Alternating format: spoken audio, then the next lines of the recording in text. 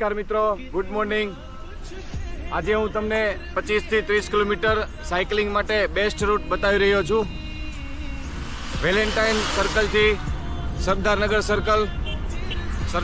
સર્કલથી શિવાજી સર્કલથી મંત્રેશ સર્કલથી સીધા અકવાડા લેક થઈ અને અવાણિયા થઈ અને મામાના ઓટલાથી બ્રિજ ચડી જવાનો અને ત્યાં ચોકડી આવે છે તારા બરાબર ને ઘોઘા કોડિયાકની ચોકડી, ત્યાં સુધી 14 કિલોમીટર થાય છે અને રિટર્ન 28, એટલે 25 કિલોમીટરમાં જેને સાયકલિંગ કરવું છે તેના માટે આ બેસ્ટ રૂટ છે અને 30 કિલોમીટર સાયકલિંગ કરવું છે તેના માટે પણ આ બેસ્ટ રૂટ છે.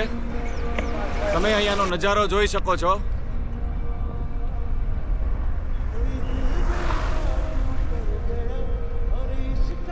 સવારમાં સાયકલિંગ કરવાની ખૂબ મજા આવે છે.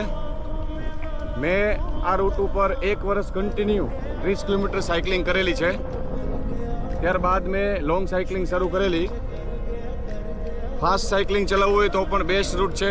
ટ્રાફિક પણ સવારે ઓછું હોય છે, તો 30 કિલોમીટર માટે આ બેસ્ટ રૂટ છે. રોડ બાઇકવાળા માટે પણ આ રૂટ બેસ્ટ છે. તમે અહીંયા જોઈ રહ્યા છો રૂટનો માહોલ મસ્ત છે, મસ્ત વાતાવરણ છે. મસ્ત વાતાવરણમાં સાયકલિંગ કરવાની ખૂબ મજા આવે છે. તમે બ્રિજ ઉતરશો એટલે સામે જ આ ચોકડી દેખાશે. આ ચોકડી જે છે એ આ રસ્તો કોડિયાક ઘોઘા જાય છે, આ રસ્તો બુધેલથી આવે છે. આ સર્કલેથી રાઉન્ડ મારી અને આ જ સેમ રૂટ ઉપર પરત ટોટલ 30 કિલોમીટર થશે.